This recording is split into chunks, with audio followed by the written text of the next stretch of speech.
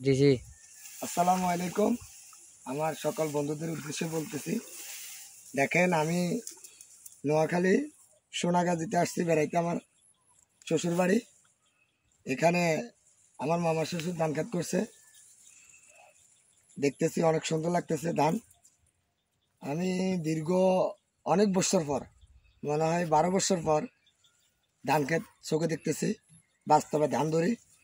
চট্টগ্রামে থাকি, ধান দেখতে পাই না, কাজে কামে ব্যস্ত থাকি। আলহামদুলিল্লাহ, যাক মার্শাল্লাহ, অনেক ধান হয়েছে।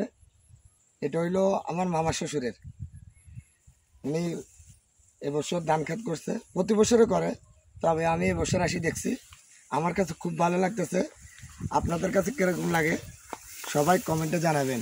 দেখেন এখানে ধান খেতে অনেক মাছ, পানি, মাছ অনেক, খুব সুন্দর লাগে আমার কাছে।